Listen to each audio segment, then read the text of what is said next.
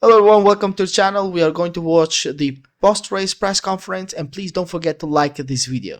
Formula One United States Grand Prix. In third place, Max Verstappen. In second place, Carlos Sainz, and taking his third win of this 2024 campaign and the 8th victory of his Formula One career, our winner, Charles Leclerc.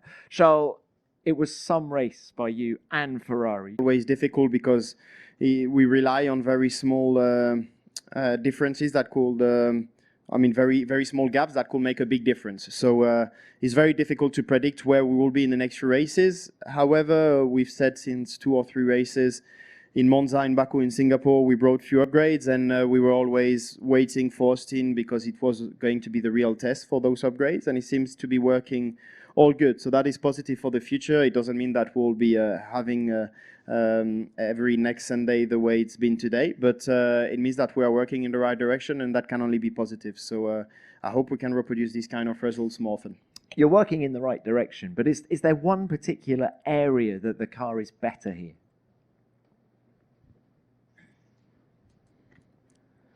Quite a few. I think like 5-6 races ago, we were struggling a little bit with bouncing, and that doesn't seem to be the issue anymore. So for sure that went in the right direction again. What about the Constructors' Championship? Ferrari just 8 points behind Red Bull, 48 now behind McLaren. Is anything possible? I mean, we've got to target winning the Constructors' title. It's an optimistic goal, but that's what we are here for. So yeah, we'll do the math at the end of the season. Until then, I think the best thing we can do is to focus on ourselves, on our own performance, just like we did this weekend. It's been a really good weekend for the team and for the constructors title, and we'll try and reproduce that as often as possible. And hopefully, at the end of the year, when we do the math, we will have won the constructors title. All right, very well done today. Thank you. What to think about Ferrari's hope for Constructor Championship? Also, we are sorry because of the interruption. We must make small interruptions on the video because of the YouTube rules. Yep. We are so sorry for that, but we will take very short with our comments. I will say, Is it possible to achieve Ferrari that Constructor Mathematically, yes. Championship? Mathematically, your hopes. I'm asking your hopes because you are a Ferrari fan. Of course, mathematically there is a possibility also winning drivers' championship. But as a Ferrari fan, yeah, I'm really excited about this because I was waiting for this day, and I was waiting. I even predicted this win 1-2 Ferrari. I even said it in the live stream. But yeah, I really have hopes that Ferrari will have the chance to win the Construction Championship until the end of this season. Thank you very much. Thank you, Charles. Carlos, let's come to you. A brilliant weekend as well. Tell us what this Ferrari 1-2 means for you, first of all. Well, first of all, congrats to the whole team. Congrats to Charles for a great win, and yeah, I think everyone needs to be very happy and very proud of this weekend, and yeah, of how we've recovered from a tricky middle part of the season to suddenly put ourselves in a position to dominate the race like we did today, and to be clearly the fastest car on track come race day. And yeah, I'm very happy to see this, and yeah, I hope it repeats itself from here until the end of the year, because yeah, it would be really nice to get another win before the end of the season. Your race didn't seem quite as straightforward as Charles. At one point, you reported no power early in the race. What was the issue? Did it hold you back? Yeah, it wasn't the easiest of starts. First, well, getting a bit blocked with Max and Lando going at it for the championship into turn 1. Then I was attacking Max on his DRS, trying to put as much pressure as possible. And then for a lap, I had some sort of issue that meant that I had very little power at the exit of the corners. That made me lose a couple of seconds, and most importantly, the DRS with Max. And then you are in that 1.5, 2 second, 3 second gap that is the worst for tires and car balance, which meant I just had to settle until the pit stop windows. And then, yeah, we managed to get the undercut. Yeah, we boxed really early for that hard tire, but from then on I felt really comfortable, very confident, and and we were very quick again. So yeah, a bit gutted that we were so quick all weekend, and we obviously didn't end up getting the win. But at the same time, Charles did a great job and a great start to put himself in the position to win it. Was there any point in the race when you thought the win was on? Not really. If I'm honest with you, as soon as I saw Charles in P1, then I saw that Max couldn't keep up with Charles. So probably by the time, if I knew that some time, but it was just more pushing to see my pace and to see how good I was feeling this weekend, because I was enjoying, a lot driving the car this weekend, and I knew I was quick. Charles says the team must aim at the Constructors' Championship now. With that in mind, which circuits do you think will suit the Ferrari going forward? What about Mexico next weekend? Yeah, if I would have to bet, I would say Mexico and Vegas are our good tracks based on last year. I'm basing myself a bit on last year. This year, everything seems a bit different. But yeah, and then I think Qatar is going to be a bit our bogey track, if I would have to bet, again, my money. And then Abu Dhabi, I'm not sure. I'm not sure what we're going to achieve in Abu Dhabi. But let's see. I just hope this pace shows itself again before the end of the season and gives me another chance of going at it. All right, very well done to you. As Yeah, you also we perfectly driving today. Also, thank you for Red Bull strategy Oh yeah, that they you gave him messed up that Max. second place. As I said on the live stream, I didn't understand why they did this, but okay, It was an easy undercut for if I put Carlos Ferrari Sainz. fan, I will be very appreciated to Red Bull that they give it the second place to Carlos Absolutely, Sainz. they did wrong. Like to you. Max. Yeah, they gifted the second place to Ferrari. Definitely, it was an easy undercut. well, Max, let's come to Let's listen from Max what he will tell about that strategy maybe. you now. Great job. You had to work hard for this podium. Can we start by talking about the pace of the car? You've now done a 56-lap race. Are you happy with the step forward that the RB20's taken this weekend? I think today wasn't the best race for us compared to yesterday, for example. Just struggling for balance, for grip. Couldn't really brake, rotate the car. Quite quickly onwards, I realized that we're not going to win the race, but just tried to do my own race. I think we did the best strategy we could as a team. And then it was, just surviving to the end. And then, of course, Lando arrived. We had some really good battles, honestly. It was really a lot of fun. But, overall, it was still quite a tough race for me. What about the first stint? If I could just reference a radio message that GP mentioned to you. He talked about there being an issue that they would sort at the pit stop. What was that? No clue, I didn't ask. I just drove. And it was a very short pit stop, so it seemed like it didn't hold. Yeah, I didn't ask yet, so I don't know. All right. Can we just elaborate a little bit on the battle? with Maybe the Lando? Vink. Two significant moments in the race. Turn 1, first of all. Turn 1, lap 1. Talk us through that.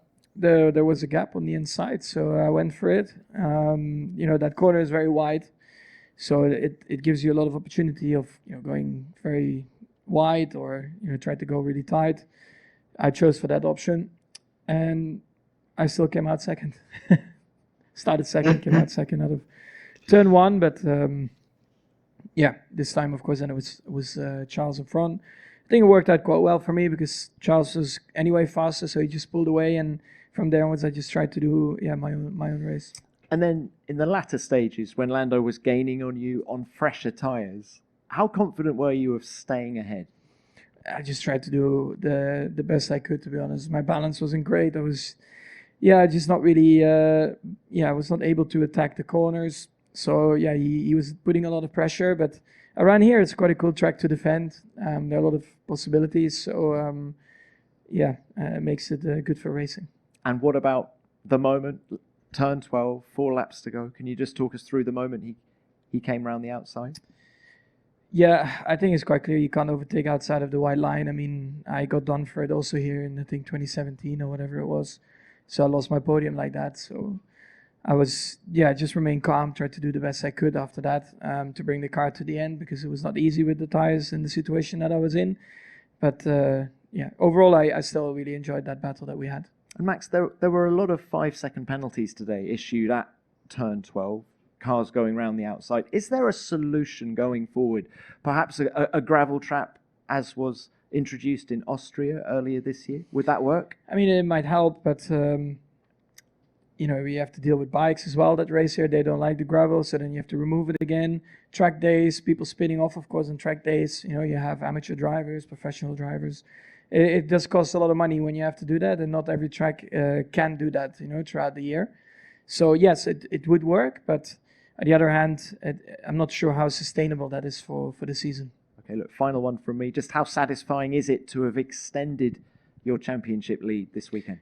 That is definitely the positive. I did hope for a little bit more performance today, so that's what we have to analyze. Why today we were just not that good. I think everyone was a little bit better, or at least the same as yesterday, and it felt like we were definitely worse. So I need to understand why that was, because I don't know at the moment. Okay, thank you, Max. Why they didn't ask about that strategy, or I'm reading something wrong? They asked him. He said, "What was? Did you talk to your team No, engineer that about the pit?" about I understand, but about the issue they asked, not specifically for the strategy. said- Why they let him to undercut? That's what they asked him. They said to him, "What was the issue with your team engineer that pitted you?" Okay. And he said, like, I had a short pit. I didn't ask. Okay. Right, let's open this to the floor. As ever, name and publication, please. Philip Larry, motorsport.com for Max, please. As you say, Lando overtook you off the track, but obviously McLaren will argue that you also went off, so you kind of forced him to. Do you sympathize with that position? Thank you, Max. He's right. Another one, please. Ben Waterworth, Royal Sports Australia. For Charles, you obviously talk about the Constructors' Championship being a target for Ferrari for yourself. 79 points behind Max with 5 rounds to go. A bit of a long shot, but if Max and Lando keep fighting the way they are, do you kind of look at a sneaky chance at the Drivers' Championship at all? I mean, never say never. Let's say that for the constructors, if we do everything perfect until the end of the season, no matter what McLaren does, if we do better than them, I think we can still clinch that title. With the drivers, I see it a bit in a different way. Even if we do everything perfect, I feel like it will require a little bit of luck inside that to try and get that title. And we cannot really rely on luck. So the driver with Carlos on Oscar's penalty yesterday, I also thought it was a bit too harsh.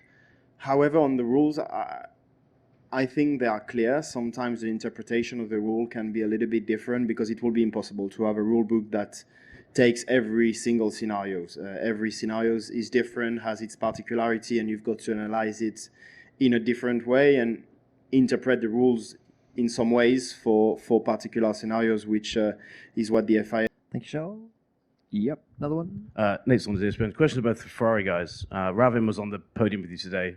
Strategy was kind of seen as a bit of a weak point a couple of years ago. Seems to have really taken a step forward with him. Could you just explain what he's been able to do in that role to kind of, I guess, just increase the confidence in those calls, and yeah, just the changes he's made since he's taken over. Thank you. Because of the Binotto is not there. Yep.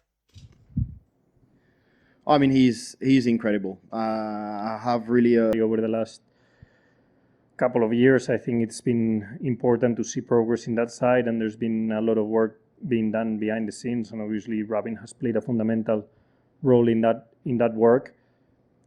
Like I've said many times, having a good car on race day always helps to make the strategy work. And I feel like this year, compared to last year, we have a very strong car on race day. The best example is today, a car that allows you to be the first one to box and still extend the hard tire and still be quick on the hard tire and not be, because of being the first one to box, then degrading more than the others. That is something that I've struggled in the past, especially last year, a lot with that. And Singapore, I remember boxing in lap 14 out of 70 lap race or 60 lap race and still making it to the end. With any other car or with any other year that we've had where degradation and the car was weaker in the race, this wouldn't be possible. So making bold strategy moves on race day wouldn't be as easy, and you would look more crazy by doing them. And this year, having a car that degrades less the tires and makes you more competitive on race day also allows you more flexibility and better opportunities to play with the strategy. Thanks both. Right, any more from the floor? Yes. Taylor Palin, Motorsport Week. Question for Charles. Congratulations on the win. You mentioned in the first stint that you didn't want to be put under pressure once you came out the pits. How much apprehension was there about a repeat of Baku?